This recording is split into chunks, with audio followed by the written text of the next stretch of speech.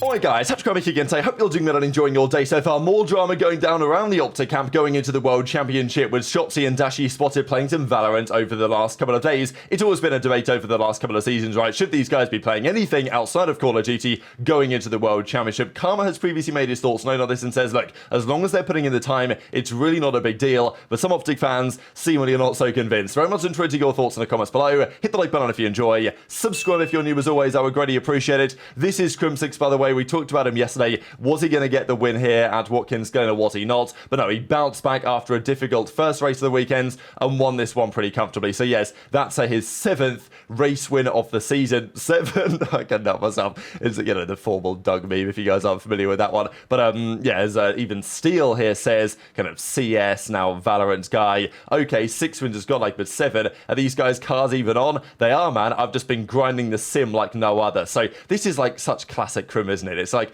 what I love about Crim's mentality here is that he knows he's the best driver in this series, but he wants to win every single race. He's not laying his foot off the gas one bit. He wants to just dominate every single weekend. And of course, it's not always going to happen, but if Crim wants to take the next steps that he wants to in his racing journey, then that's how it's going to be. Just some awesome shots here, I'm not going to lie. I thought this was just great to see. Don, new tracks coming out, by the way, Tuesday night. I know that Donny said a while ago, right, I think it was maybe going into this season or something, that CDL organizations, he felt like they took him less seriously when he was like actively making music. And this is relevant to what we're going to discuss with Dashy and the Valorant stuff in a second as well, because look, you've got to grind COD. You want to be good at COD, you got to play a lot of Call of Duty. You got to think a lot about Call of Duty. But, you know, there's 24 hours in the day. You can't think about COD 24 hours a day because that ain't going to work. It's kind of what Gunless tried to do when he was, to be fair, arguably in his prime, but there were rumors that Gunless, I think, not even rumors, Gunless basically said this, that in World War II, he used to get up at like, I don't know, 5 p.m. or something, play pubs until scrims would start, play scrims, after scrims, play Money 8 or Ranked or whatever, then play pubs again until he went to bed, and then sleep for a few hours, get up again and just play COD. That was his entire thing, and sure, he was really good doing it like that. But I think for most players, they recognize, okay, I can do concentrated, focused practice for a certain amount of time every day.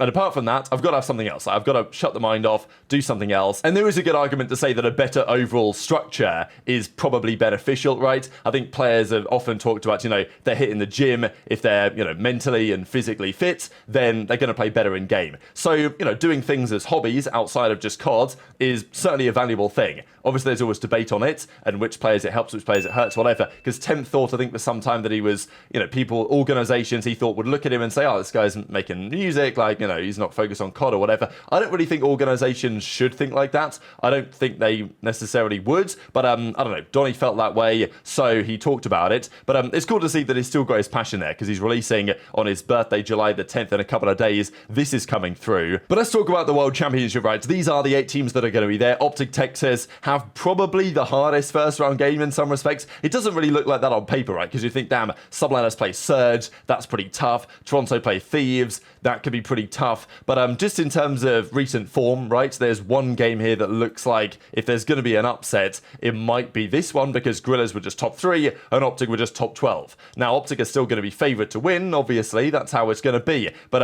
it's difficult to say whether that's fair or not, especially when you've got, you know, Gorillas have a good couple of weeks, and they've got a good coaching staff, right? You've got to understand for Gorillas, like they've got the head coach and they've got 2 other guys as well. They're going to be working hard day in, day out to prepare as best as they possibly can for OpTic Texas, and OpTic have to be prepared back the other way, and I think they will be if the rumors are true that accuracy is coming on board. They obviously, we saw the screenshot the other day. Maybe it was in there for a couple of minutes just to say hello, but if he wasn't, there are rumors that maybe accuracy is getting involved on the coaching side, and they're clearly putting in the work, right? Every team's putting in the work. The question is, how much work are you putting in, right? The team has always talked about the final push going into the World Championship. Yes, you grind hard all year, but going into Champs, that is the big time one, right? Because after Champs, you're off to Cancun for a good couple of weeks, and you get to chill out for a little bit. This is the time to really put in the hard graft and try and take it to the next level. So that's when there was some drama going down last night, because this was posted by OpTic themselves, and this was Shotzzy, I think, and Dashy at about 2 a.m. So, you know, scrims were long done. They'd played their COD for the day. They'd made made their improvements for the day,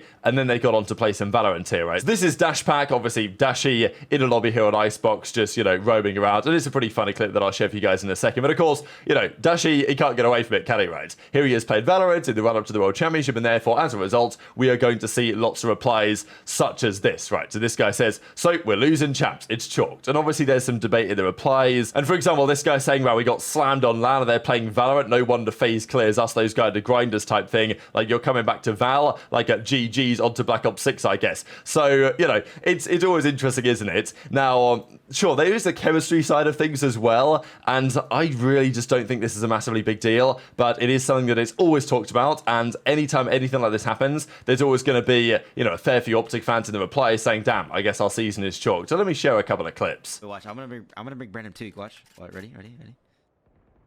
I'm not drawn. You just chill, Brandon, chill. You saw him. Yeah, right, literally right there. Like, yeah, literally right there.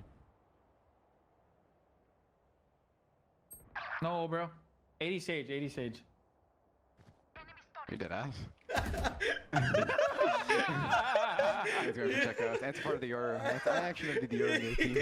Yo, you were so teed. I actually believed it. I swear to God, I believed it. I was gonna get so teed. Yeah, they're looking. I mean, I don't know. Do you know if Brandon's not grinding Val? Brandon could be playing Val. Like I said, bro, dude, IW, I played like 100 hours like of rest going into IW champs, man. Like, I don't know. I think as long as you focus on the meaningful shit, put the amount of time in that matters, I think you're fine. As long as you like value your time playing, like your 8 hours, your scrim. If you feel good during that, then like I don't think like an extra hour or two is gonna fucking do anything like when you're playing COD. Okay, wait. Kenny, Dashy, Shotzzy, and Pred.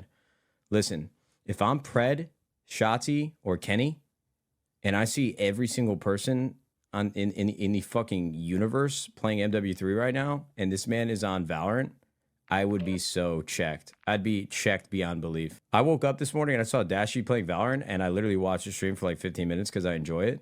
But if that man was playing Valorant and he's on my team, monitors would be broken. Somebody tell that man to lock in and get the fuck on COD. He's checking our dope. Game's technically not even out yet. Oh, hey, brother, everybody else find a way. I'm 31 years old. I haven't played COD in a year. I found a way to play the game. That man needs to get on COD. An ant? Okay, wait. So that is what Karma had to say when he was kind of first getting involved with the OpTic team last April, right? So this is over a year ago now, when it was a similar discussion at the time. Now, to be fair, that was before the run-up to the World Championship, but Karma basically, as we heard him say, was like, look, if you're putting in the time, if you're focused and getting good practice in, I think there's also something that teams are now realizing, that even 4 hours of focused practice on your teamwork and, like, you know, playing a proper focused scrim is probably going to be more valuable than, you know, 8 hours of like half on, half off type practice. So I think that's what the teams have to realize, is that sure, playing more is better to some degree, but you've got to make sure the practice is actually good practice. And if there's other ways that the guys can, you know, chill out and relax or whatever, I guess the point is that if you're doing a hobby, like you're making music or something, it's not distracting you from COD. Whereas if you're playing Valorant, you know, you're using a different set of mechanics, right? I guess that is the argument that some would make. There's obviously been talk about this in the past about whether, you know, it's a problem or whether it's not. But, you know, Dashy goes over to play on PC. He's using a keyboard and mouse. Like, is that going to affect his muscle memory with a controller? I don't think so, to be honest. But I guess that's part of the discussion that is sometimes had about this. But I will say that you don't really see other teams doing this.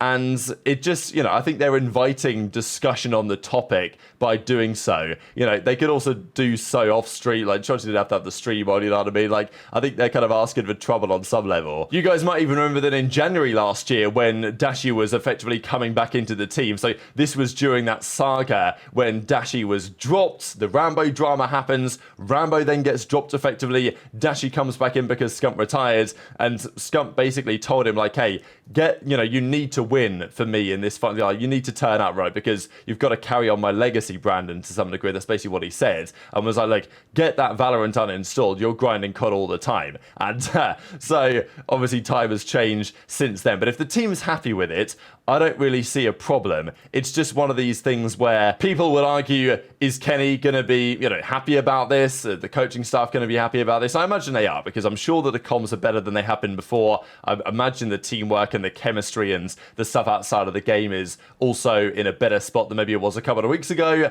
And if the team's happy, then fine. But, do you see other teams doing this? That's always the argument, right? That, does Crowder let the FaZe guys do this? We don't really know what the FaZe guys do. They don't really practice, or they don't really turn the streams on outside of practice. Obviously, they do practice quite a lot because they are, on average, the #1 team in the CDL standings every single year. Actually, not even on average. Literally every single year, they have been #1 of the standings. So, if Crowder was coaching OpTic, would he let this fly? I think it would be fine. And obviously it would be a different story from the fan base perspective had OpTic either won Major 4 or got close to winning Major 4 or made a more significant losers bracket run than they did.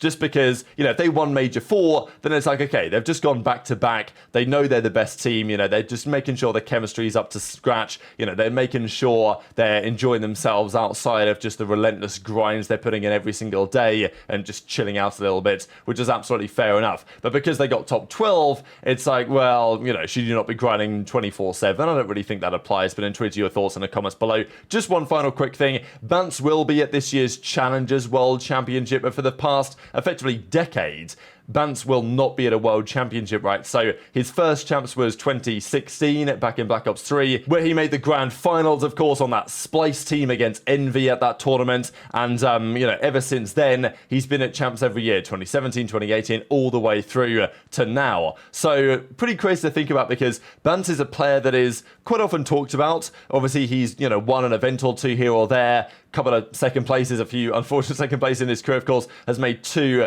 world championship grand finals back in 2016 and then in 2021, where Toronto lost to FaZe that year. So, wasn't far away really from becoming a, world champion in his own right. Of course, HyDra, still the only European player to ever have done that. But, just a legendary career really from BaNCS. And, okay, maybe it's fizzling out somewhat towards the end here, but you've got to think that given his tenure, Nade was still competing the last time that BaNCS wasn't at champs. Khan was on OpTic Nation. aBeZy was the all-time winningest player, which is kind of crazy. And Merc and Nameless still competing on Envy, which is kind of wild. And then, of course, Merc the next year on that Envy team that then kind of fell apart and, going into Black Ops 3. Okay, little Black Ops 3 mention for the boys right there. But very much intrigued to your thoughts on all this stuff in the comment section below. Hit the like button if you enjoyed. Subscribe if you are new. Take care. And I'll see you next time.